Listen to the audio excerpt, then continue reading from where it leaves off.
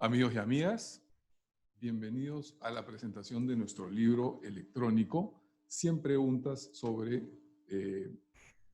derecho laboral. En esta oportunidad estamos trabajando muy contentos de verlos a todos ustedes, en primer lugar, por la oportunidad de estar juntos. Estamos muy contentos de poder verlos y en segundo lugar estamos muy contentos de que a pesar de que hemos estado en contacto constante con nuestros clientes, siempre es revitalizante poder reunirnos todos en un solo espacio, incluso si es por esta vida que a estas alturas ya resulta familiar. En segundo lugar, estamos felices de recibirlos desde el directorio del estudio, al que, como saben, no hemos venido muchos de nosotros en varios meses. Muchos de ustedes también ya lo conocen y saben lo grato que es trabajar acá, por lo que comprenderán la nostalgia que nos genera estar en este espacio. Bueno, pasemos a lo que nos convoca. Estoy acompañado hoy día acá en el estudio por los doctores Carlos Quispe Montesinos, Daniel de la Vega y Carla Valdivia. Los tres integran nuestra área procesal laboral, junto con Martín Fajardo, Greta Monge, Eulogio Peña y Andrés Mardini, quienes participan desde casa. La publicación que han recibido todos ustedes en el correo con el que los invitamos a esta reunión es el fruto del trabajo conjunto de todas estas personas, de todos los quienes acabo de mencionar. Se trata de un equipo estupendo que esta vez, como siempre, ha operado de manera coordinada, armónica y eficiente para primero identificar los temas de mayor interés e importancia en nuestro tema, que es el laboral naturalmente, después para recopilar las sentencias más caracterizadas y poder dar respuesta certera y actualizada a esas mismas preguntas. Finalmente, ha habido el trabajo de volcar todo ese esfuerzo sobre un documento de fácil lectura y manejo.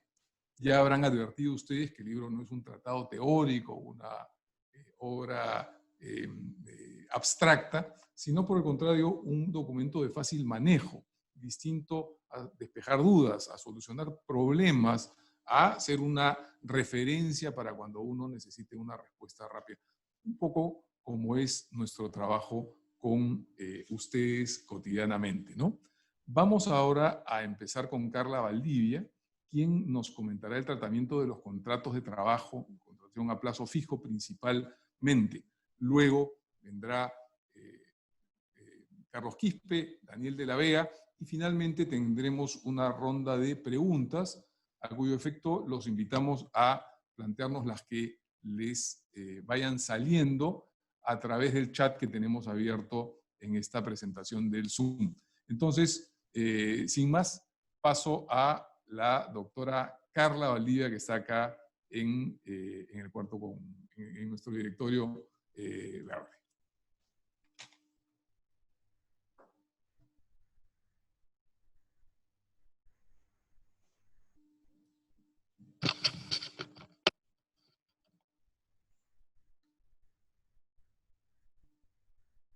Muchas gracias, Mario. Muy buenas tardes con todos. Espero que todos se encuentren muy bien. En materia de contratación laboral, nuestro libro aborda como principales interrogantes las vinculadas con la contratación temporal, al ser una de las materias más discutidas en sede judicial laboral. Todos conocemos que la contratación temporal es preferida por los empleadores durante los primeros años de relación laboral, por ser menos engorrosa la extinción de los contratos de trabajo. Sin embargo, su utilización inadecuada genera una serie de problemas. ¿Por qué? Porque siempre existe el riesgo de que se declare la desnaturalización del contrato y que el vínculo laboral se considere de naturaleza indefinida. En ese sentido, la no renovación de los contratos gatilla en muchos casos el inicio de procesos laborales en los que el demandante solicita la reposición por despido incausado, pretensión que tiene como sustento justamente la desnaturalización del contrato temporal. Si se determina que el contrato fue inválido, el trabajador siempre mantuvo una relación laboral a tiempo indeterminado con la empresa, que solo podía extinguirse por alguna de las causas justas legalmente previstas. Bajo ese contexto, muchos demandantes han logrado que en sede judicial se declare la desnaturalización de su vínculo laboral y se ordene su reposición en las mismas condiciones que tenían antes de su cese. Es por ello que en nuestra publicación nos referimos a los principales criterios utilizados por el Poder Judicial para declarar la desnaturalización de los contratos de trabajo y las exigencias que deben ser cumplidas en cada caso. Entre ellas, diversas sentencias del Tribunal Constitucional han ratificado en los últimos años la necesidad de que la causa objetiva de contratación se encuentre debidamente detallada en el contrato y en sus prórrogas. Las fórmulas generales e imprecisas o la repetición de la definición legal determinan que se considere naturalizado el contrato. Este es un aspecto que genera muchos inconvenientes para los empleadores, porque era una práctica usual repetir la definición establecida en la norma para cada modalidad de contratación, o no hace referencia a ningún hecho cierto o comprobable que la justifica.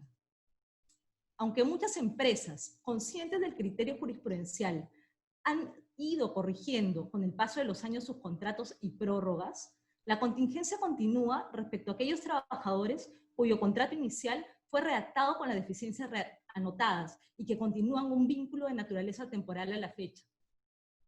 Las modalidades de contratación más utilizadas en el mercado laboral son las de inicio o incremento de actividades y la de obra determinada o servicio específico. La validez de ambas y las circunstancias en que pueden ser utilizadas han merecido múltiples pronunciamientos del Poder Judicial. Respecto a los contratos de obra determinada o servicio específico, el Tribunal Constitucional ha señalado en varias ocasiones que no pueden ser utilizados para cubrir actividades permanentes de la empresa, sino únicamente necesidades de carácter transitorio. Algunos ejemplos típicos que justifican la utilización de esos contratos son, por ejemplo, las actividades de construcción, los servicios de mantenimiento correctivo o la implementación de un proyecto determinado en la empresa. Se trata de actividades que nacen con fecha de fin para cubrir requerimientos puntuales, aunque muchas veces esta modalidad es indebidamente utilizada para cubrir necesidades permanentes, que son del giro principal de la empresa.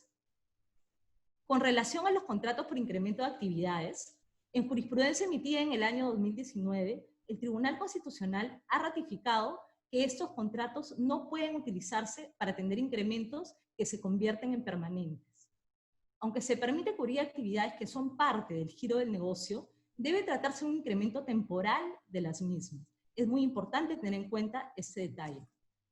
Por ejemplo, esta modalidad no podría utilizarse para contratar a un trabajador que cubrirá un puesto de trabajo permanente de la empresa que antes era ocupado por otra persona, pero sí para cubrir un nuevo puesto de trabajo que no existía en la estructura organizativa, o que era cubierto por un menor número de personas antes de la contratación del nuevo trabajador. Respecto al registro de contratos sujetos a modalidad ante la Autoridad Administrativa de Trabajo, cuando esa obligación se encontraba aún vigente, el Tribunal Constitucional ha establecido en una sentencia del 2019 que el incumplimiento de este requisito formal no genera la invalidez del contrato, de manera que solo puede acarrear la imposición de una multa administrativa. Por su parte, la Corte Suprema se ha pronunciado en el 2019 sobre la validez de los contratos de suplencia, pese a que los mismos no se formalizaron antes del inicio del contrato, esto es, se formalizaron de manera tardía. Adicionalmente, en el libro hemos considerado otras sentencias relevantes, referidas a la posibilidad de pactar una condición resolutoria, por ejemplo, en los contratos de trabajo a plazo indeterminado, según lo establecido una casación del año 2015, o la necesidad de que los contratos a tiempo parcial consten por escrito para su validez, de acuerdo con una casación que se emitió en el año 2018.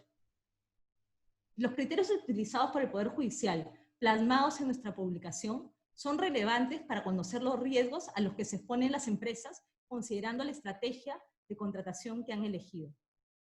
Muchas gracias, y ahora los dejo con el doctor Daniel de la Vega.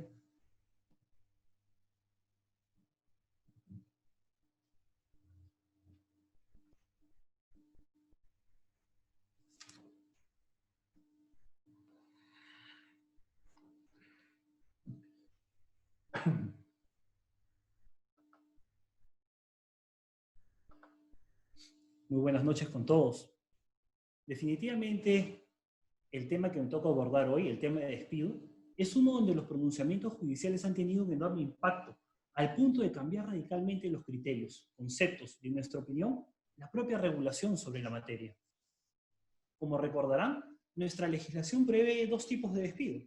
El arbitrario, donde el empleador no alega una causa o la misma podría no estar demostrada en un proceso con un efecto indemnizatorio, y el despido nulo, que es la violación a derechos fundamentales, despido antisindical, despido por discriminación o queja contra el empleador, que genera la reposición.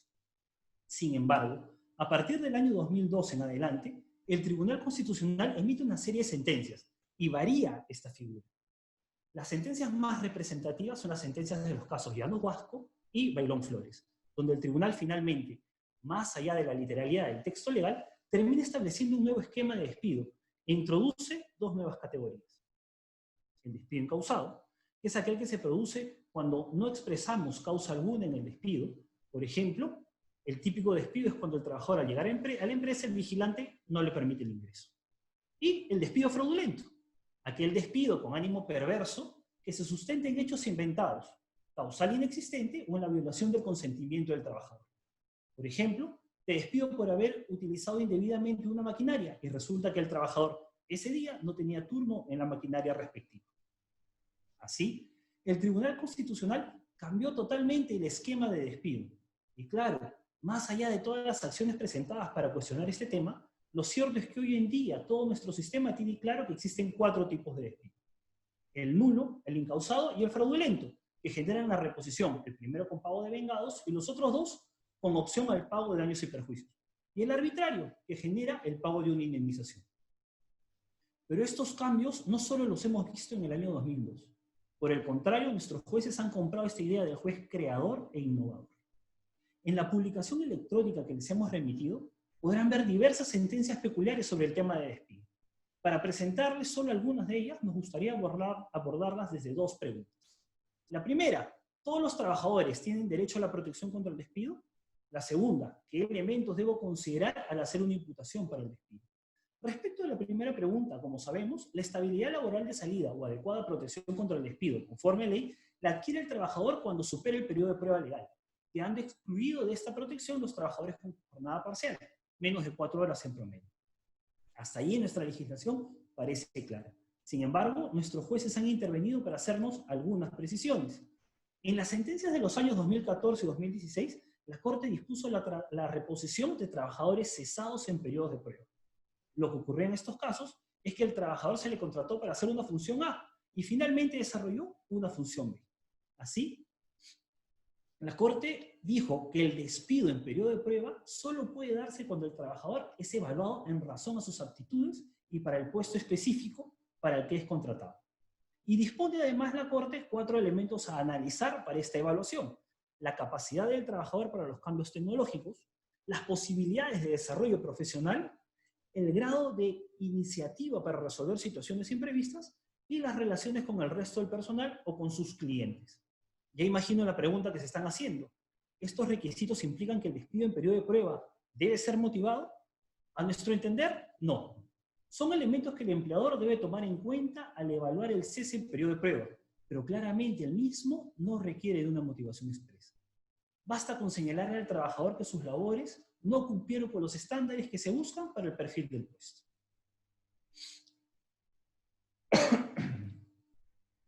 Respecto al trabajo a tiempo parcial, el tema parece claro y la Corte aún no ha sido innovativa al respecto. Solo espero que no sea necesario a la Corte enviarles una actualización de este material con alguna nueva creatividad judicial sobre la materia. No quiero dejar este tema sin mencionar antes la sentencia sobre, tal vez, un nuevo grupo excluido de protección. Creación pura de la jurisprudencia. Y me refiero a los trabajadores de confianza. Sobre el particular, podrán ver en nuestra publicación las sentencias que determinan, para el caso de los trabajadores de confianza puros, aquellos que fueron de confianza desde el inicio del vínculo, que pueden ser cesados por retiro de confianza y sin derecho a reposición ni indemnización. Y aquella que estableció, para el caso de los trabajadores que ingresaron inicialmente a un cargo que no era de confianza y luego accedieron al mismo, que pueden ser cesados con el pago de una indemnización por despido cuando el empleador no les permite reincorporarse a su antiguo puesto de trabajo, luego de retirada de la confianza o cuando el propio trabajador opta por no reincorporarse al antiguo puesto de trabajo. Sobre la segunda pregunta, tenemos claramente que nuestra legislación señala que el despido puede ser por razones de capacidad o de conducta. y en esta línea que la falta debe encontrarse debidamente tipificada. Además, anota que solo será causal de despido aquella falta de tal magnitud que haga insostenible la continuidad del vínculo. Eso es proporcionalidad de la falta.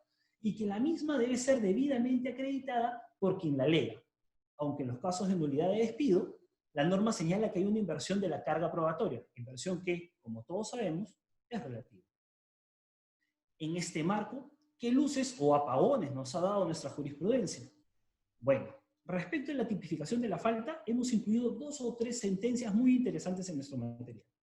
Tenemos un trabajador que alega que debido a que el empleador no le entregó el reglamento interno de trabajo, no conocía sus funciones y ni de la gravedad de las sanciones a las que podía estar expuesto. Razón por la que ser sancionado con un despido por haber huido de un choque y haber conducido exceso de velocidad sin informarle al empleador de la ocurrencia de estos hechos, resultaría contrario para él al principio de tipicidad. Les comento que este caso llegó hasta sede suprema. La Corte Suprema, resolviendo el caso, señaló que la no entrega del reglamento no impide que el trabajador sea sancionado, considerando que, más allá de la entrega del reglamento, el trabajador conocía sus funciones. Está claro que todo chofer debe saber que no debe conducir a exceso de velocidad ni causar daños a los bienes de la empresa. En otro caso, el reglamento de la empresa le exigía al trabajador un trato cordial con los clientes y con toda persona que tenga una relación con la empresa. Sin embargo, uno de los trabajadores, en un evento de la empresa, decide tener una pelea a golpes con un cliente. Despedido el trabajador, este tema pasó a sede judicial. Y en sede judicial fue declarado fundado en primera y segunda instancia. La Corte Casatoria cambia este criterio y precisa que si bien el reglamento tiene cierto grado de generalidad, ello no es óbice para que bajo un razonamiento y criterios lógicos y de experiencia puedan configurarse los hechos establecidos como falta grave en el reglamento. Precisa además la Corte que no es posible exigir una exhaustividad en la precisión de la tipificación de una falta grave laboral en cada caso concreto, pues sería imposible que todas las conductas laborales puedan estar descritas y plasmadas en un solo texto normativo.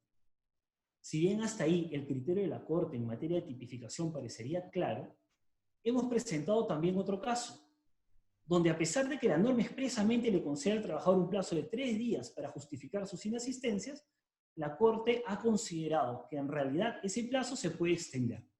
¿Hasta cuándo? Pues hasta la carta de descargos del trabajador por la imputación de las inasistencias del empleador. Así, lo único que me resulta claro en materia de tipicidad es que para la Corte Suprema la tipicidad no es un obstáculo. Si en el fondo, más allá de la norma, los vocales consideran que una conducta es sancionable o no. Sobre la acreditación de los hechos, no cabe duda que la carga recae principalmente en el empleador, incluso en aquellos casos donde la ley expresamente establece una obligación del trabajador de acreditar el hecho alegado.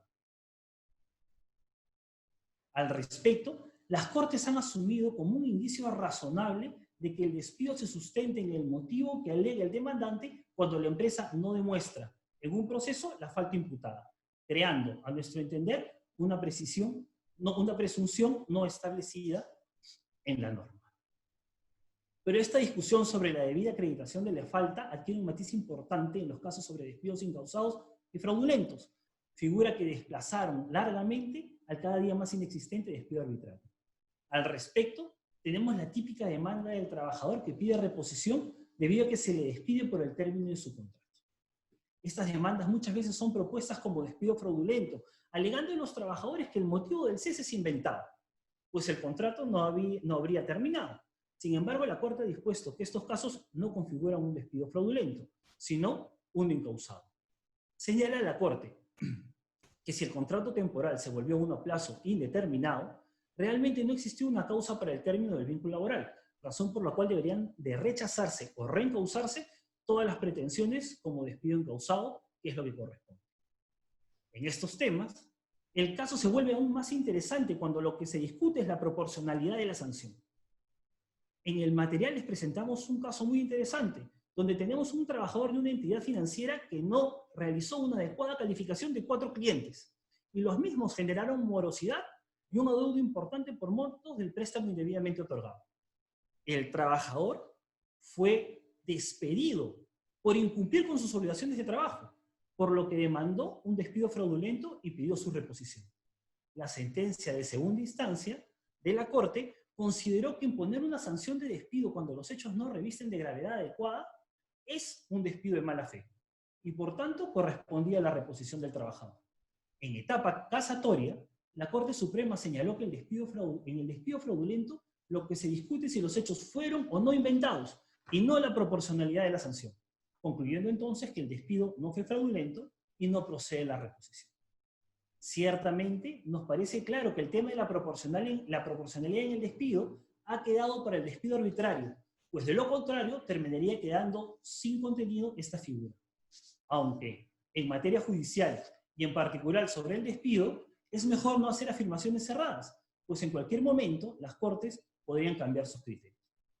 Muchas gracias por su atención y ahora los dejo con el doctor Carlos Quispe para que trate el último tema de nuestra sesión sobre daños y perjuicios.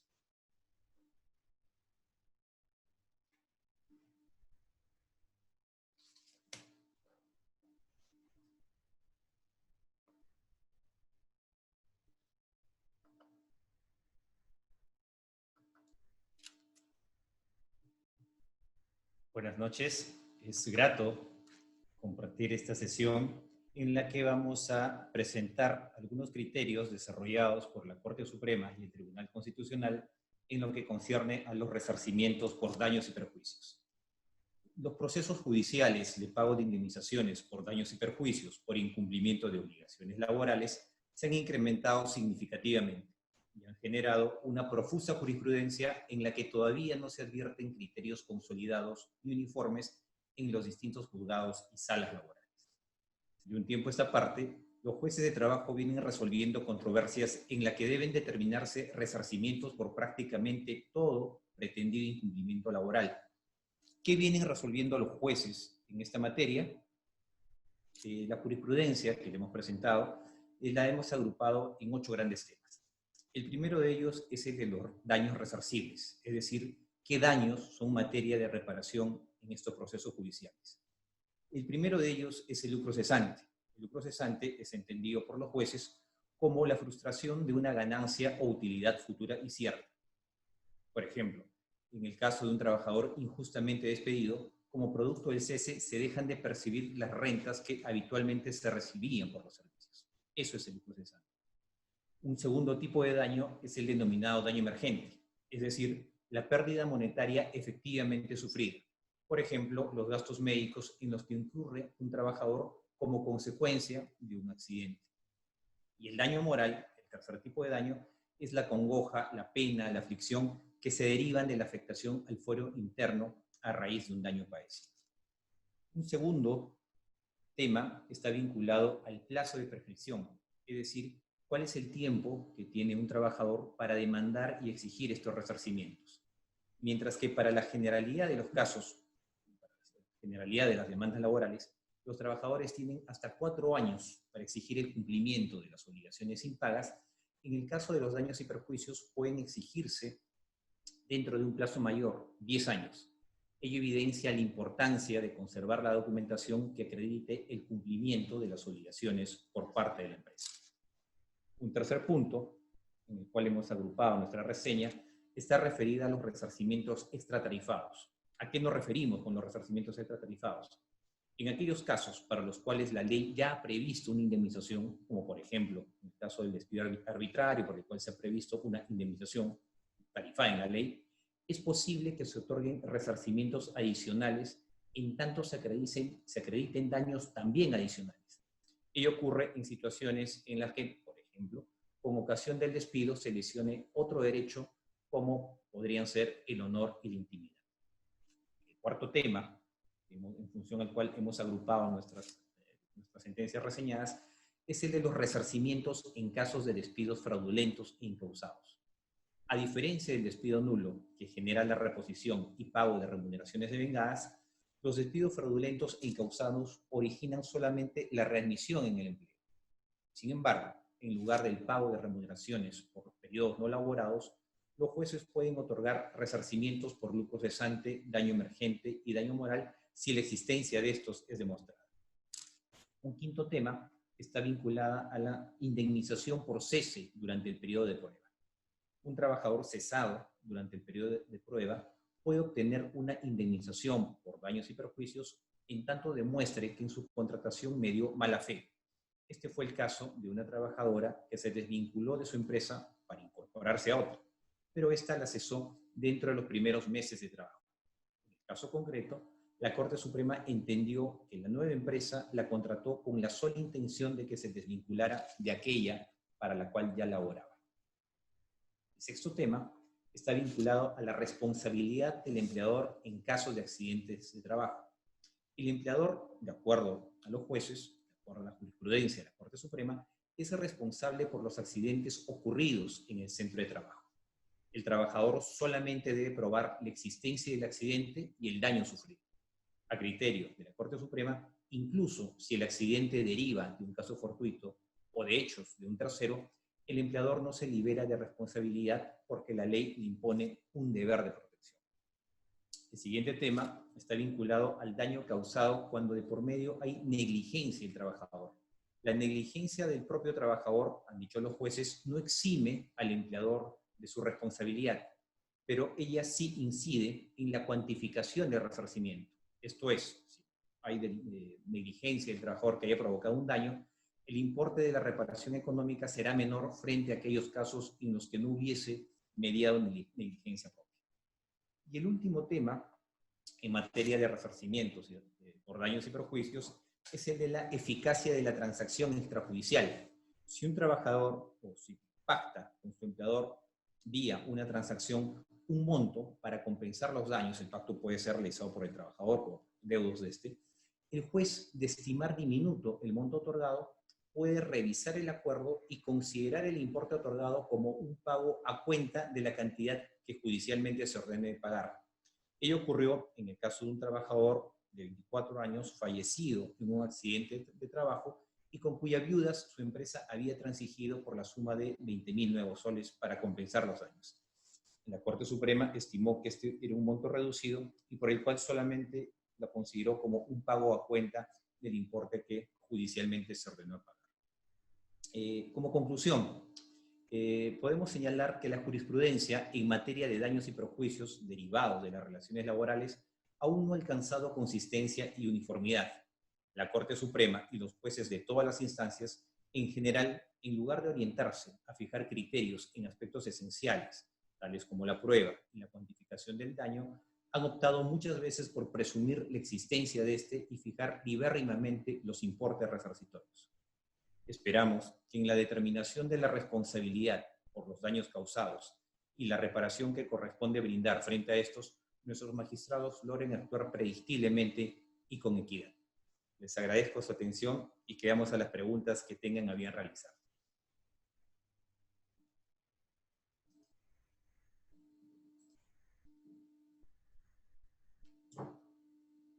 Muchas gracias, Carlos, Carla, Daniel. Vamos a pasar a una ronda de preguntas.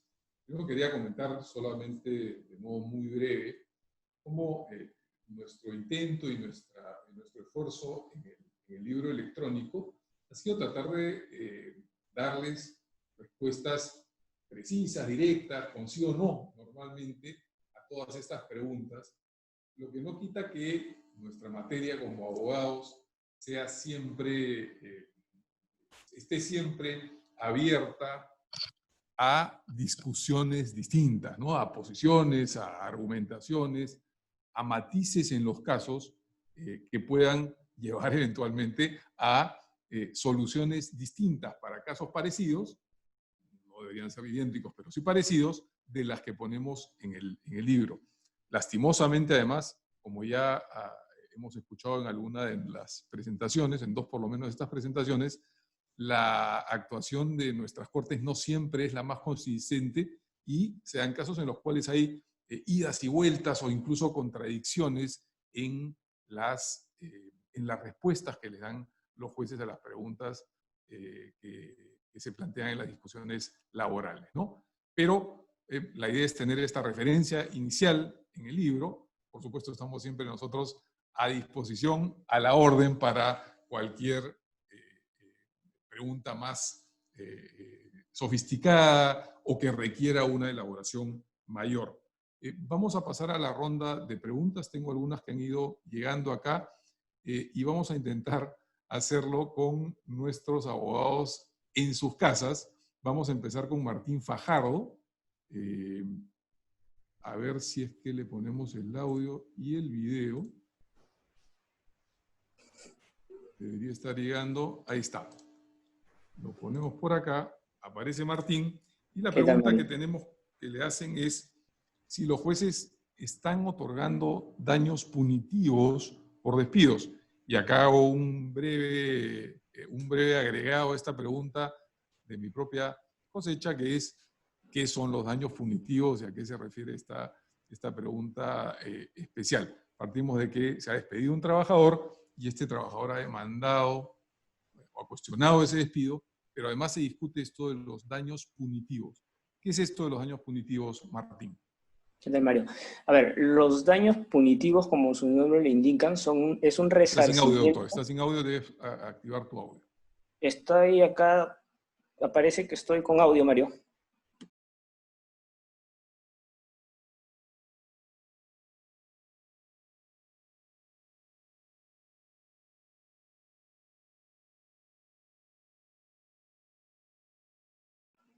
Ok, sí me escuchan, pero me dicen acá en el chat.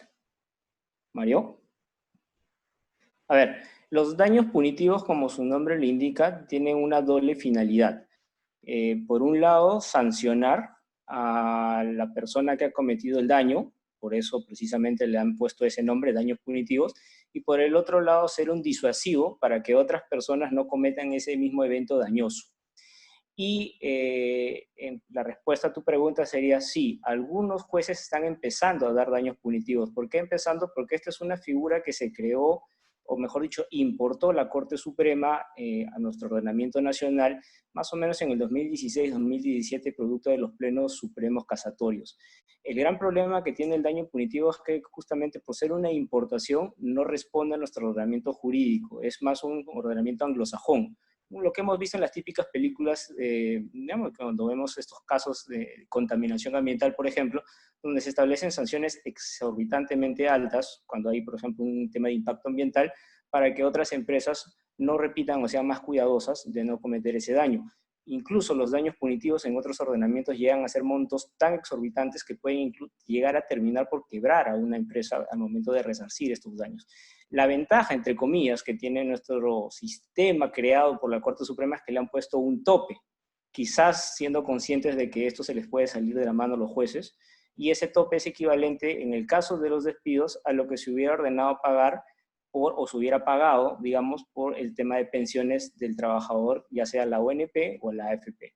Entonces tenemos esta figura, esta creación, esta importación creada que se está empezando lamentablemente a tener acogida en nuestro sistema judicial y que al momento, o hasta el momento, mejor dicho, está siendo otorgado por algunos jueces. Todavía la Corte Suprema, curiosamente, pese a que han sido ellos los que lo han importado, todavía no ha sentado una posición al respecto, y eso también va en parte de que conforme han pasado los años han cambiado de conformación, los jueces que conformaban la sala han variado, y pareciera que podrían haber sorpresas, pero por el momento sí, por el momento algunas salas están dando esta suma de dinero, ¿no? Eso sería todo. De acuerdo, Martín, muchas gracias. La segunda pregunta que tenemos es para el doctor Eulogio Peña. Vamos a ponerlo en video. Ahí lo tenemos y su audio debería estar correcto. La pregunta es entonces, Eulogio, un trabajador de confianza, Daniel de la Vega nos ha explicado hace pocos minutos cuáles son los trabajadores de confianza y cuál es el tratamiento especial, medio especial o completamente especial que le han dado los jueces al tratamiento de sus despidos.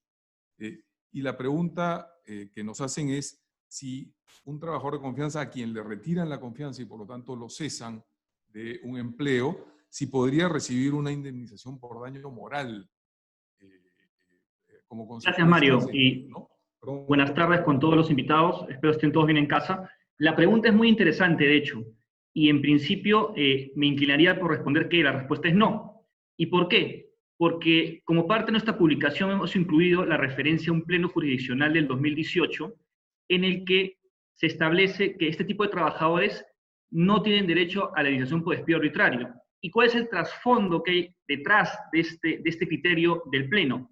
Que el retiro de confianza como tal significa una causa válida de extinción o término del vínculo laboral. Entonces, este supuesto significa un motivo válido reconocido por el ordenamiento. En otras palabras, no una conducta ilegal o antijurídica, que es eventualmente lo que gatilla como regla general la posibilidad de obtener en sede judicial un resarcimiento por daño, incluye el daño moral. De hecho, vale la pena mencionar que como parte de nuestra publicación, en el capítulo pertinente a los trabajadores de dirección de confianza, hemos citado una sentencia que desarrolla este tema y concluye, alineada con el pleno mencionado previamente del 2018, que no hay derecho al daño moral. Ahora, decía inicialmente que en principio mi respuesta es no, porque considero que el tema debe analizarse caso por caso. ¿Por qué? Porque estos plenos, como el 2018 y otros tantos que se han mencionado en la exposición y que son parte de nuestra publicación, no son vinculantes. ¿Qué significa esto? Que un juez de primera instancia o una sala superior, o inclusive la Corte Suprema en la medida que los magistrados cambien, podría válidamente separarse de este criterio en la medida que el caso en específico lo permita.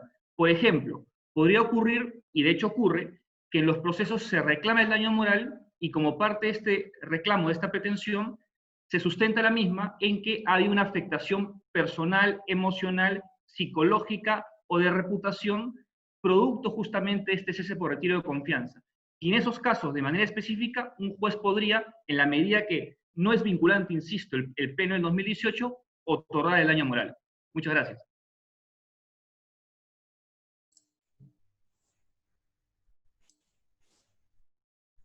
Gracias, Eulogio.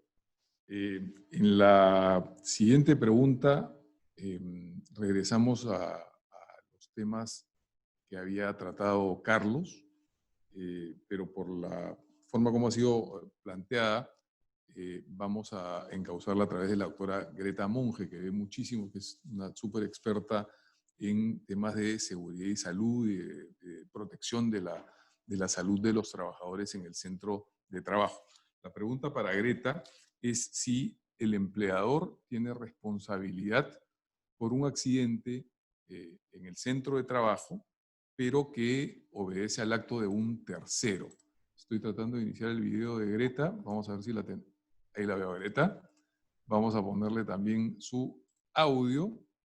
Creo que ahí la tenemos.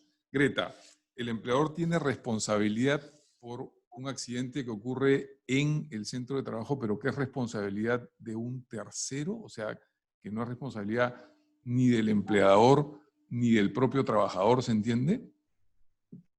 Sí, buenas noches con todos. Gracias, Mario. Sí, de hecho, ante un acto o un hecho de un tercero, el empleador es igualmente responsable cuando se produce un daño por un accidente, ya sea mortal o no mortal, de un trabajador. Y precisamente la responsabilidad surge a propósito del deber de garante que tiene respecto de las obligaciones de seguridad y salud en el trabajo y en todo lo que es el ámbito de la relación laboral.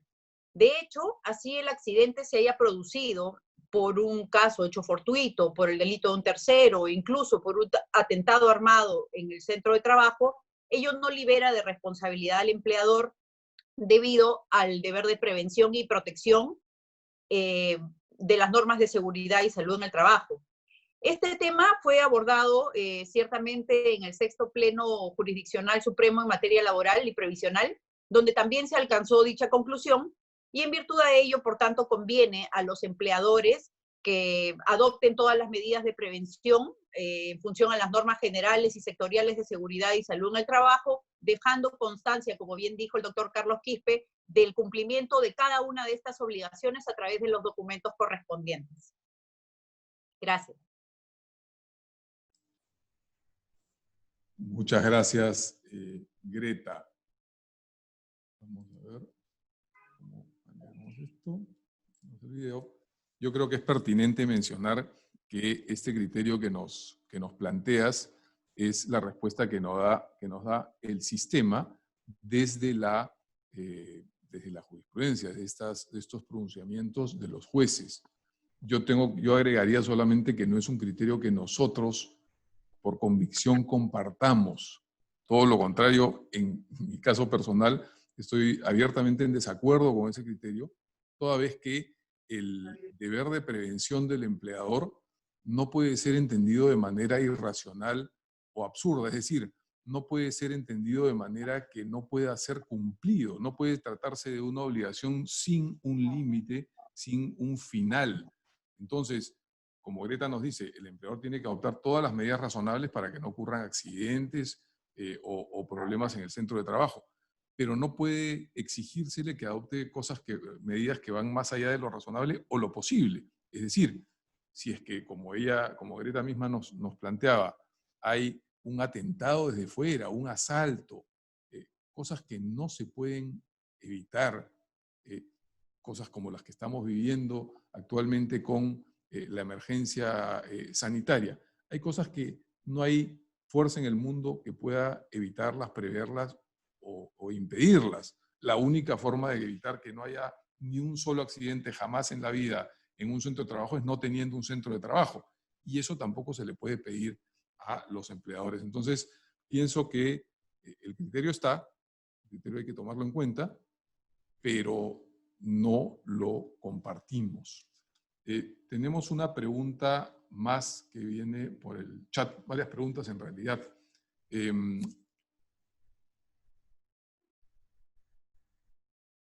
Aprovechemos que esté por acá el doctor Carlos Quispe Montesinos, y vamos a empezar por la última de las preguntas que tenemos en el chat. Carlos, ¿existe alguna casación que establezca que el incumplimiento de la presentación de la justificación por parte del trabajador de sus inasistencias injustificadas dentro del tercer día hábil genere un despido justificado por abandono de trabajo?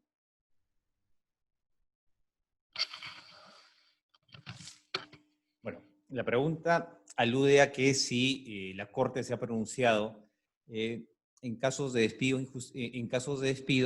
por el hecho que el no presentar la certificación que justifique las inasistencias habiliten o no a tal situación.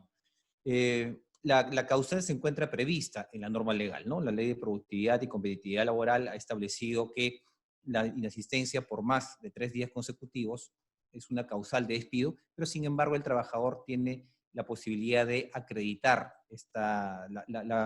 alguna justificación, una circunstancia que determine por qué no se concurrió al centro de trabajo en esa oportunidad, ¿no?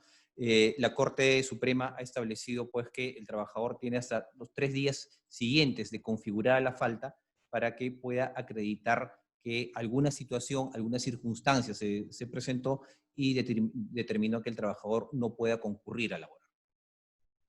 Excelente, Carlos. Aprovecho que está sentado todavía para esta segunda pregunta relativa a los despidos generados a raíz de las consecuencias de la pandemia. ¿Se generará nueva jurisprudencia por esta conducta? ¿Qué pueden visualizar al respecto? Nos preguntan. En esa etapa estamos en un momento en realidad de especulaciones, ¿no? Porque sabemos que a consecuencia justamente del estado de emergencia, la actividad judicial y laboral particularmente no se ha estado desarrollando mayormente, ¿no? Las demandas están ingresando.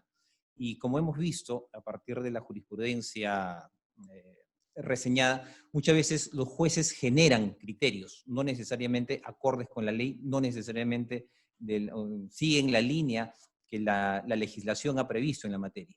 Entonces nos encontramos en una etapa en la que se deben estar presentando demandas de esta naturaleza, se deben estar planteando conflictos que tienen estas pretensiones, pero aún no tenemos pronunciamientos concretos. Sin duda, la jurisprudencia, en la línea de las reseñas que hemos presentado, debería establecer criterios para resolver estas situaciones. Llamamos al doctor de la Vega para que responda la pregunta que nos plantea nuestro amigo Waldo Barragán, que nos dice: buenas tardes, el retiro de confianza a un trabajador, se parte de que sea un trabajador de dirección, un personal de dirección, ¿debe tener alguna justificación o es unilateral por parte del empleador? Buenas noches, Waldo. Buenas noches con todos. Nuevamente, gracias por la pregunta. A ver, el retiro de confianza, la única justificación que tiene que tener es que es por retiro de confianza. O sea, creo que sí tiene que quedar claro, y por lo menos el criterio que tenemos, de que tiene que quedar claro que se le está retirando el confianza al trabajador. Basta con esa motivación. Por lo menos es lo que ha dejado claras las sentencias de las Cortes. Ahora bien, donde el tema es un poco más discutible es en el tema del pago de la indemnización, corresponde o no. Los criterios que ha tenido la Corte Suprema es que no corresponde en ninguno de estos casos el pago de una indemnización. Sin embargo, hay alguna corriente o más de algún abogado que piensa que este tema es discutible, porque en realidad habría un derecho constitucional de por medio. Ciertamente, en la consulta que hemos hecho con algunos jueces sobre la materia, algunos jueces que consideran que el trabajador no tendría derecho a la reposición, pero sí derecho al pago de una indemnización. Por tanto, se apartarían de ese criterio jurisprudencial y del pleno respectivo sobre la materia. De acuerdo, doctor. Gracias, doctor Daniel. Una pregunta más para ti, ya que te tenemos sentado.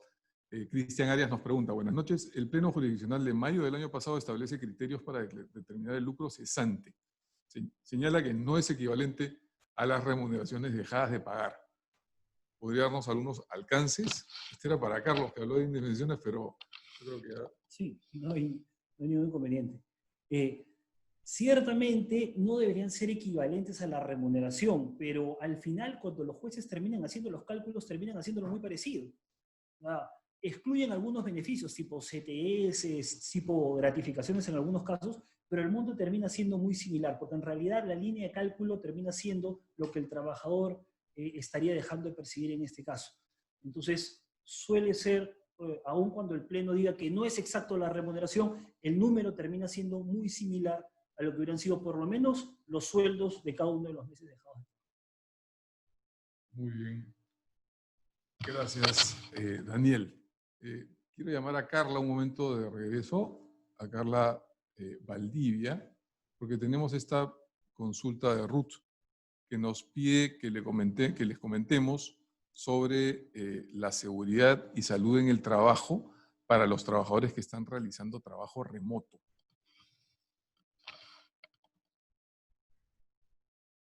Gracias, Mario.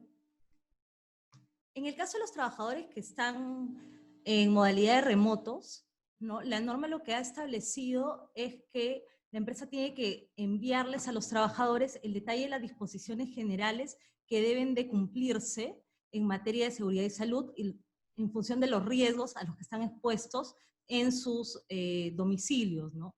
Por ejemplo, el riesgo de posibilidad de resbalarse, ¿no? O de caerse por tener superficies en desnivel, etc. Entonces, las recomendaciones generales en materia de seguridad y salud las debe mandar el empleador, entregarlas a los trabajadores, y ellos además tienen la obligación de informar al empleador sobre cualquier riesgo adicional que ellos puedan detectar en el centro, en su domicilio, perdón, y que pueda ser pasible de generar algún accidente de trabajo. El empleador informa sobre las recomendaciones generales, el trabajador informa sobre los riesgos adicionales hallados y el trabajador además está obligado a informar si se produce un accidente cuando está desarrollando sus funciones en su domicilio. Esas son las principales obligaciones de SST mientras el trabajador está en remoto. Es una situación rarísima, ¿no? Porque ese accidente en la casa no es causado por el trabajo, es causado porque el señor esté en su casa como siempre y las circunstancias especiales que esté trabajando en la casa, ¿no? Se entiende que la norma tenga que tener esas estipulaciones, pero entenderíamos pues que su aplicación tendría que ser más bien marginal y bien pensada, ¿no? Tenemos una pregunta procesal también que queríamos hacérsela a André Mardini, que yo lo tenía ahí y se me ha perdido. Ahí está André Mardini. André, la pregunta es ¿qué va a pasar o qué está pasando con el proceso laboral, ¿no? Con los juicios laborales, que es lo que nosotros vemos todos los días? ¿Qué está pasando con el manejo de la emergencia, de la pandemia? Y cómo van a funcionar las audiencias virtuales, si es que van a ser virtuales esas audiencias. Muchas gracias, Mario. Buenas tardes con todos. Definitivamente, la exposición al contagio hace necesario adecuar el proceso laboral a las nuevas tecnologías. En este nuevo contexto, ya la mayoría de las sedes judiciales ha implementado la posibilidad de recibir escritos, enviar resoluciones e inclusive entrevistarse con los jueces de manera totalmente virtual. En el caso preciso de las audiencias, como bien señalas, todas se van a llevar a través del aplicativo Google Meet. Para tal efecto, las partes deben de comunicar oportunamente sus teléfonos y correos electrónicos al juez. Con esta información, el juez cita a las partes a una audiencia de preparación. En ella se realizarán todos los actos técnicos vinculados a verificar si es que los medios empleados durante la audiencia son los idóneos. Ya en la audiencia, esta se realiza a través de las reglas que conocemos y que, de hecho, sus particularidades se encuentran en el punto final de nuestro libro electrónico. Muchas gracias, André. Tenemos una pregunta que parece hecha específicamente para la doctora Carla Valdivia, que es la que nos hace nuestro amigo Renato Lazo. Renato nos pregunta, ¿es posible contratar a plazo fijo por motivo de la pandemia y enfermedad de los trabajadores? No solo el contrato de suplencia, sino que también podría utilizarse el contrato innominado.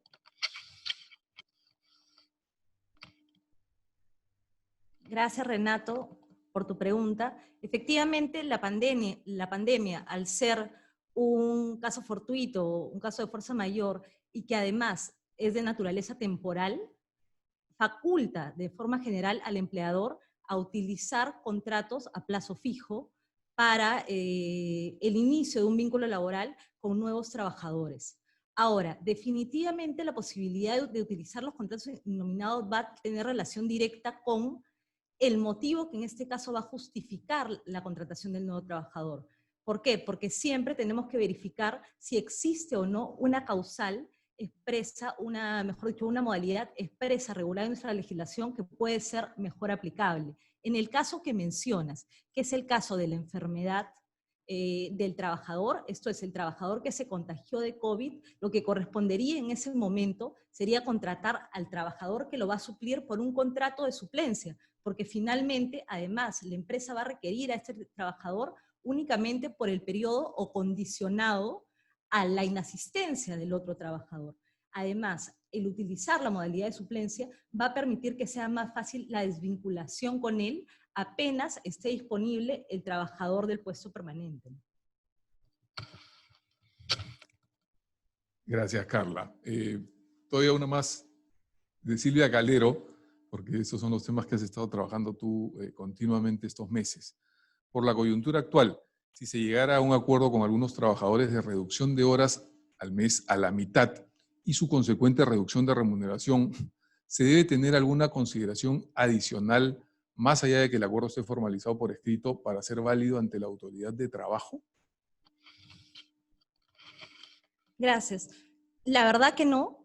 En el contexto de la pandemia, el Estado ha facultado a los trabajadores a establecer medidas alternativas a los empleadores, a establecer medidas alternativas con los trabajadores justamente para evitar llegar a acciones más gravosas, como sería, por ejemplo, la suspensión perfecta de labores. Dentro de las medidas alternativas autorizadas por el Estado está justamente la posibilidad que, claro, está con acuerdo de parte, se pueda reducir la remuneración con la correspondiente reducción de horas de trabajo. Incluso con acuerdo de parte se ha establecido que es posible que únicamente se aplique una reducción de remuneraciones sin que ello signifique que el trabajador labore una menor cantidad de horas. Entonces, si está permitido a la fecha, en el contexto de pandemia, expresamente, además, la reducción de remuneraciones sin la necesidad de reducir el tiempo de trabajo,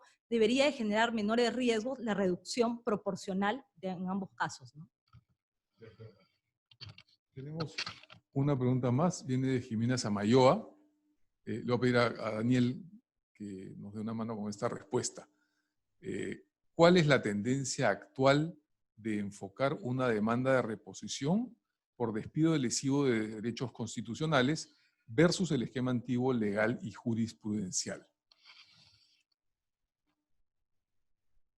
Hola Jimena, gracias por la pregunta. Lo que estamos viendo hoy en día es que estamos volviendo a empezar en el tema de despidos lesivos de derechos constitucionales con la amparización de los temas laborales. En verdad, se está volviendo a hacer una tendencia a irse al amparo en algunos casos muy puntuales, pero en nuestra opinión, ello no implicaría que también puedan atenderse los mismos temas en las cortes laborales. O sea, si bien es cierto, cuando hablamos de despidos lesivos de derechos constitucionales, estamos hablando, por ejemplo, de libertad sindical, por ejemplo, libertad religiosa y temas por este estilo, que han sido, como te digo, muy tratados en temas constitucionales. La nueva ley procesal de trabajo permitiría, dado que tiene una amplitud de aceptar todo tipo de controversias derivadas de la relación laboral, permitiría que un juez laboral también pudiera dar, ¿no? Entonces, es posible que empiece a abrirse esta puerta también dentro del ordenamiento judicial laboral ordinario. Gracias, Daniel. Vamos a terminar con estas preguntas que ya tenemos planteadas en el chat. Aurelio Soto, un saludo para usted. Y Daniel, te pido también esta respuesta. Buenas noches. ¿Cuál sería la motivación a señalar en un cese en el periodo de prueba? Como lo hemos dicho, y lo mencioné en la exposición, no es necesario motivar un cese de periodo de prueba. Todo lo contrario, simplemente se procede a la extinción del mismo. Muy bien. Lency Quiroz. Creo que, no sé si la ubicamos a la doctora Greta, de nuevo, por ser un asunto de seguridad y salud. Deme un instante para tocarle la puerta en su casa. A la doctora Greti, como aparece en esta reunión. Sí, me están llamando. ¿Es un privado o es un público? Vamos a ver. Ahí está la doctora. Se había movido la doctora Greti. Se ha movido. Greta. Internamente, la Sí. municipalidad puede... La pregunta es la siguiente. En materia de seguridad y salud en el trabajo, ¿hasta dónde alcanza la obligación del titular de actividad minera por verificar que se hayan cumplido los exámenes médicos de ingreso, durante y término de la actividad? Sí, de hecho, por tratarse de una actividad con una regulación sectorial especial en materia de seguridad y salud en el trabajo, la obligación es precisamente realizar tanto el examen de ingreso, el durante, que es como mínimo dentro del plazo de un año, y el de término de la relación laboral, dejando constancia de ello, evidentemente, a través de los formatos y requisitos que establece el Decreto Supremo 024/2016-EM. Ahora, con respecto al examen de retiro, hay una particularidad que tiene que ver con que en este caso se hace un requerimiento doble al trabajador a la fecha de cese, porque precisamente cuando se está retirando, a veces no hay una solicitud por escrito de por medio del trabajador de someterse a este examen, pero sí el empleador está en la obligación de requerirle una vez y hasta en una segunda oportunidad para que pueda efectuarse este examen y convalidar su estado de salud a la fecha de cese. La obligación, bueno, la obligación es expresa en las normas de seguridad y salud ocupacional en minería, de hacerle el examen de ingreso una vez al año como mínimo, y al término de la relación laboral no establece un plazo como máximo para cuándo se le tiene que efectuar, pero tiene que realizarse de todas maneras.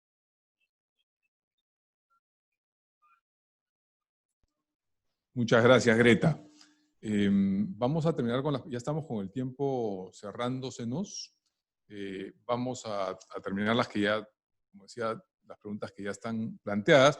Quienes tengan todavía, naturalmente nos pueden buscar en cualquier momento. Ya va a haber una consecuencia distinta por la absolución de esa consulta en relación a este evento, pero de todas maneras estaremos encantados, no sé si puedo decir más encantados aún, de responderlas. Así es. Vamos a ver cómo las ordenamos para no estarnos moviendo. Habíamos hablado, visto la de Lency. Estas dos pues las podemos ver con Carla, reglamento interno, seguridad de nuevo. Estas dos te quiero plantear a ti, Daniel. En primer lugar, si los juzgados aceptan la firma digital de los escritos o pueden exigir la firma física. Y en segundo lugar, cómo funciona el hostigamiento laboral en trabajo remoto. Para el tema judicial, definitivamente, hoy en día los juzgados están aceptando la firma, ni siquiera digital, la firma escaneada. Basta con tu firma escaneada en cualquier escrito y eso se presenta al juzgado y posteriormente el juez verifica o hace la consulta de si es que al abogado presentaron el escrito, el abogado tiene que ratificar su escrito y con eso el tema queda sin ningún inconveniente. Sabemos que el Poder Judicial de momento está tratando de buscar algún tipo de acuerdo o alianza con RENIEC para lograr digitalizar firma de abogados y partes, pero eso es algo que todavía va a demorar un poco en suceder. Por lo pronto, no hay ningún problema, escanea la firma en el escrito y eso lo presentas por mesa de partes virtual. Y ese escrito es plenamente válido. La segunda pregunta de Fiorella, ¿cómo está Fiorella? Buenas noches, ¿cómo funciona el hostigamiento laboral en el trabajo remoto? A ver, las reglas del hostigamiento no han cambiado, ¿no es cierto? El único tema es, bueno, si el empleador de alguna manera genera un hostigamiento enviándole mensajes, me imagino, enviando cosas a su casa por correo del trabajador, de la trabajadora, envía el hostigamiento, lo que va a hacer es generar este supuesto donde lo que tiene que hacer el trabajador hostigado es dirigirse por los conductos respectivos a través del correo electrónico, la vía que ya estableció el empleador, para denunciar el hostigamiento. Muchas gracias, doctor Daniel. Carlos Quispe. Vamos avanzando con estas preguntas. La de Patricia Rey está pendiente, salvo que me esté equivocando, ojalá que no. Si un trabajador diagnosticado positivo no culmina su tratamiento y viaja sin tener en alta, ¿hay alguna responsabilidad por parte de la empresa teniendo en cuenta que este viaje es personal? Una pregunta, ¿no? Actual. Bueno, siempre se exige de la empresa una responsabilidad, un cuidado en lo que concierne a las condiciones en las que se van a brindar las prestaciones y a las situaciones en las que los trabajadores se encuentran expuestos, ¿no? Ciertamente si tenemos un viaje personal, pero hay conocimiento de la empresa de la situación de positivo y se ha podido prever esa situación, es posible, en términos de posibilidad, que se pueda por ahí determinar o considerar que alguna responsabilidad le podría corresponder a la empresa. Gracias, doctor Carlos. La siguiente también te la quería hacer, doctor. Es la pregunta de Boris, que nos plantea, ¿cuál es la posición de los jueces con respecto a la solicitud de los demandantes de considerar dentro del cálculo para el cómputo del lucro cesante la remuneración referente? ¿Se debe considerar la remuneración mínima vital o la remuneración básica? ¿Cuál de las dos? ¿Es posible que se considere los beneficios sociales? ¿Cuáles son los conceptos o periodos que podrían descontarse del monto que podría ordenarse a pagar por el juez por el concepto de daños y perjuicios? No le digo todo bien, no sé si... Sí, está clarísimo. Gracias, Boris, por la pregunta. El Pleno Nacional del año pasado, del año 2019, estableció que el lucro cesante no es equivalente a las remuneraciones devengadas. Es decir, si yo dejo de trabajar durante algún periodo como consecuencia de algún acto ilegítimo o abusivo de mi empleador, el periodo que dejé de trabajar no debo de recibir el importe que habría percibido si es que el vínculo hubiese continuado. Pero sin embargo, esos importes dejados de percibir por esos periodos sí son una unidad de referencia, ¿no? El lucro cesante en estricto es la ganancia menos los gastos. Para el cumplimiento de muchas prestaciones yo realizo gastos de capacitación, gastos de movilidad, gastos de alimentación. Ciertamente, si en ese periodo en el que no estoy prestando, en el periodo en el que no estoy prestando servicios, no estoy incurriendo en esos gastos, esos importes también deberían deducirse de los montos que se habrían devengado a mi favor. Ahora, en relación a cuál es la unidad de referencia. La unidad de referencia va a depender de cuáles han sido los ingresos que el trabajador percibía. Imaginemos una persona que percibía una remuneración muy alta. La remuneración mínima vital ciertamente sería pues una unidad de referencia desproporcionada a la retribución que ha percibido. En principio tendríamos que partir de aquellos ingresos que habría seguido recibiendo si el vínculo continuaba pero de ellos habría que hacer las deducciones por gastos que normalmente uno incurre e incluso por las deducciones, los impuestos que se suelen pagar sobre las retribuciones. Es decir, una referencia sería la remuneración neta que el trabajador habría dejado de percibir durante el periodo que no laboró. Muchas gracias, Carlos. Tenemos una pregunta de Javier Avilés. Voy a responder yo. Es la siguiente. Desde algunas semanas, UNAFIL ha comunicado a algunas empresas mineras el respetar los máximos establecidos para las jornadas atípicas y acumulativas. Debido a la coyuntura actual, consideran que se puede exceder dichos límites para llegar a jornadas de 30 por 15 o 40 por 20, sustentadas en criterios de prevención del COVID, como el buscar disminuir el tránsito de personas a las zonas donde se encuentran ubicadas las operaciones mineras. Javier, la duda que planteas está perfectamente justificada y yo creo que la necesidad de ir a ese tipo de, no necesariamente jornadas, pero sí de periodos de permanencia en los centros mineros, es evidente. Hoy sabemos todos ya, más allá de cualquier duda, que los intercambios, los tránsitos de personas, el transporte de las personas, son momentos en los cuales se eleva el riesgo de que se genere contagios y por lo tanto el riesgo de que la situación sanitaria empeore. Por lo tanto, reducir esos traslados, el número de esos traslados, debería ser un valor y una circunstancia que debería autorizar a la extensión de estos periodos de permanencia. Dicho esto, sabemos también que ninguna de las normas especiales sobre la emergencia ha modificado las reglas básicas aplicables a las jornadas y horarios de trabajo y que preexistían a la emergencia.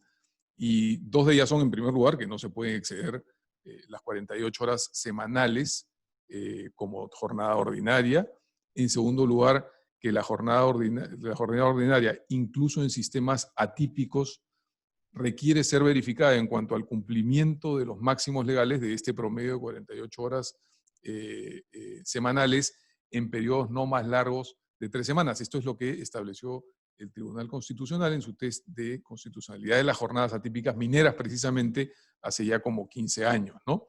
Entonces, claro, eso no está específicamente en la norma, pero sí se tiene que seguir cumpliendo o respetando o por lo menos teniendo en cuenta, como lo ha hecho notar SUNAFIL también hace bastante poco. Entonces, que el empleador unilateralmente pueda fijar una jornada atípica con jornada extendida, se entiende, más allá de las 8 horas diarias, sino que tendiendo hacia el promedio de 48 horas semanales, en espacios más largos de las 3 semanas, con el marco actual yo creo que no se puede. Naturalmente, sí es posible tener sistemas de permanencia, 30 por 15, 40 por 20, los que sean, en sistemas que no lleven acumulación a todo ese tiempo. Por ejemplo, con algún periodo de descanso en el centro minero o con establecimiento de pactos de sobretiempo con los trabajadores que luego son compensados en acuerdo con los trabajadores individualmente, normalmente, pero también puede hacerse por convenio colectivo en periodos de descanso posteriores. Entonces, nuevamente, el marco hoy día obliga a estas salidas que pasan por el acuerdo con los trabajadores. Lo ideal es que sería que ese marco sea adaptado temporalmente, porque estamos claros que el criterio de las 3 semanas del Tribunal Constitucional difícilmente va a ser eliminado de manera permanente. No habría mayor motivo, además. Pero durante la emergencia estamos claros que debería ser así. Esperemos que en algún momento pueda suceder esto, ¿no? Hay una pregunta de Mar Niara que le quería hacer a Carla Valdivia, perdón. No sé si tienes un minutito más.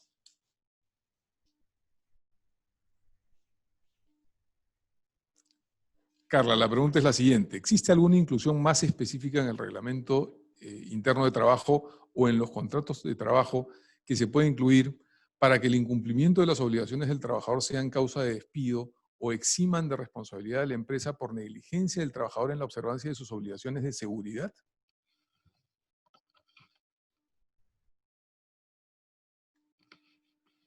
Gracias. ¿Puedes dejar la pregunta ahí? Para dividirla en dos partes.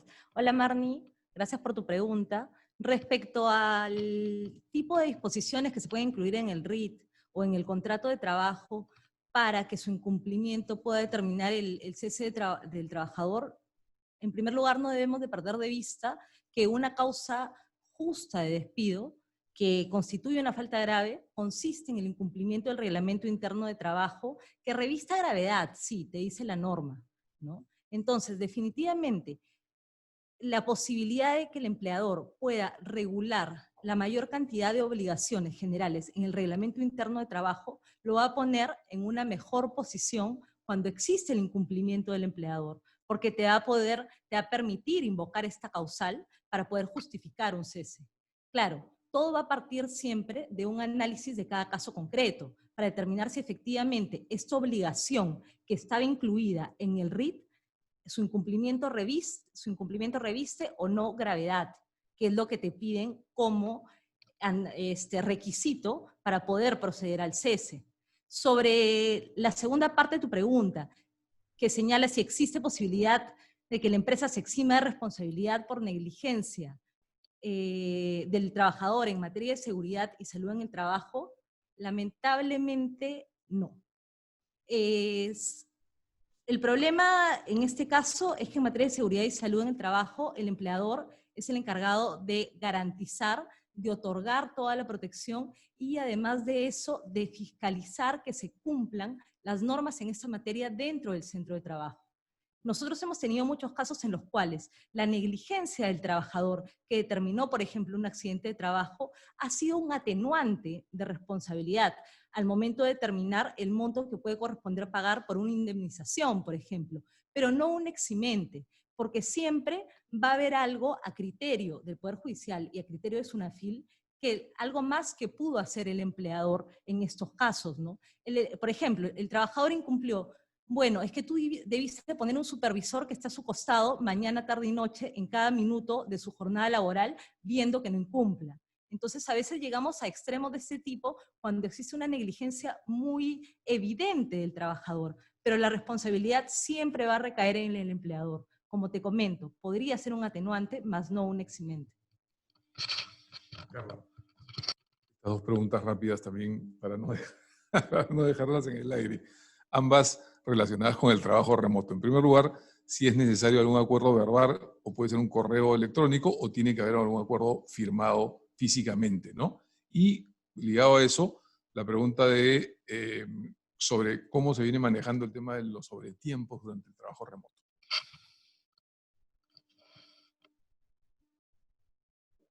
La primera es también sobre trabajo remoto, ¿no? El trabajo remoto lo tiene que informar el empleador al trabajador, dejando evidencia de esto. No se requiere firmar un acuerdo, o sea, no requiere ser consensuado, pero sí informado y tener documentación que lo acredite.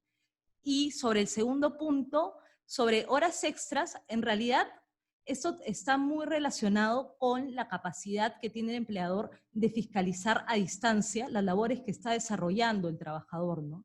Dependiendo de la estructura empresarial, dependiendo de la tecnología que maneja cada empresa, va a ser más probable, o va a ser más fácil o más difícil fiscalizar a aquel trabajador que era fiscalizado en el centro de trabajo, ¿no? Si existe esta facilidad o esta facultad del empleador de fiscalizar al trabajador, si es fiscalizado además, debería también de cumplirse con el pago de las horas extras cuando éstas se producen a distancia, realizando trabajo remoto. No hemos tenido a la fecha, al menos no se han llevado al Poder Judicial ni reclamos expresos de este tipo, ¿no? Pero debería de funcionar de esta manera, porque en realidad lo que se está haciendo es únicamente cambiar el lugar de trabajo, tú pasas con todo a tu casa, ¿no?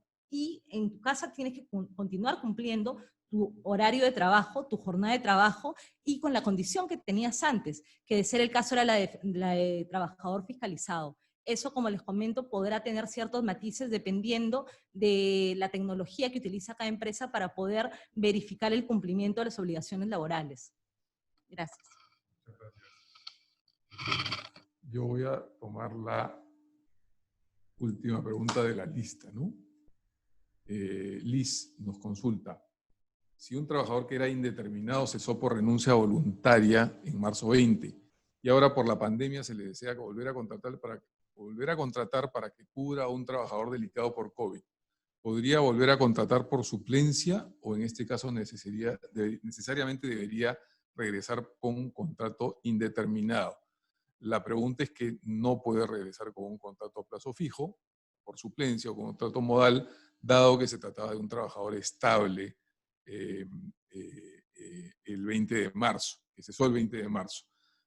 La ley no admite espacios en ese caso porque nos dice que cuando un trabajador es estable y cesa, puede ser contratado a plazo fijo, pero solo se ha pasado un año por lo menos entre un contrato y el otro.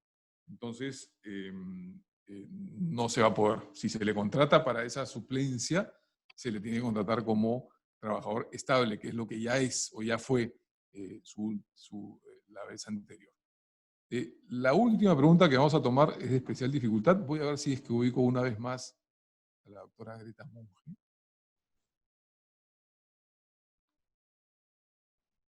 Porque tiene que ver con las cuarentenas.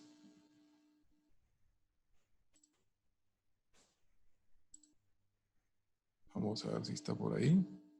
Ahí la vemos a Greta. Excelente. Greta, ¿qué pasa si un trabajador es sometido a la prueba rápida de COVID y sale positiva? Y luego de 2 días le practican la prueba molecular y sale negativa. ¿Puede regresar a trabajar inmediatamente o tiene que quedarse 14 días en cuarentena? A ver, en mi opinión, la persona tiene que quedarse en cuarentena, porque de hecho los resultados de las pruebas rápidas, como ya se sabe, pueden arrojar falsos positivos y falsos negativos. Entonces, por un tema de mayor previsión y de acuerdo a lo que cada empresa haya desarrollado en su plan de vigilancia COVID, conjuntamente con el profesional de la salud con quien se ha elaborado, va a tener que cumplir esos lineamientos que debieran ser que la persona mantenga la cuarentena durante el periodo de 14 días, que es el máximo en el que se pueden manifestar síntomas. Ojo que la prueba positiva era la prueba rápida y la negativa es la prueba molecular. De todos modos, claro, pero hay un asunto también con el tema de la prueba molecular, porque la prueba molecular también podría arrojar un resultado así cuando todavía no han pasado los días, como para que uno genere, ¿cómo se dice? Como para que uno manifieste la enfermedad. Hay un periodo en el que también esa prueba tiene una dificultad para su detección respecto de cuánto tiempo ha pasado respecto al contagio. Entonces, yo sí, por un criterio de prevención y porque también lo he visto a propósito de otras consultas, se debería determinar que la persona se mantenga en cuarentena los 14 días que corresponden hasta que concluya cualquier posibilidad de síntomas, pese a que tiene un resultado negativo en la molecular. excelente, Greta. Muchísimas gracias. Vamos a dar ahora sí por terminada la reunión. Queremos agradecerles muy especialmente la atención que nos han dado, no solo al libro como tal, al recibírnoslo, sino el día de hoy al estar con nosotros. Ha sido muy grato realmente estar acá, además recibir sus preguntas y vernos un rato, aunque, como decía al comienzo, no es que no estemos en contacto, estamos permanentemente listos a su servicio para todo lo que necesiten en el ámbito legal laboral, en el ámbito que nadie quiere tener, que son juicios, pero que tarde o temprano la mayor parte de las empresas terminan en algún tipo de conflicto, y naturalmente tenemos este equipo de primera calidad y extremadamente trabajador y pundonoroso para trabajar con ustedes y estar en la lucha y no dejarla nunca. Muchas gracias y buenas noches. Gracias, de verdad.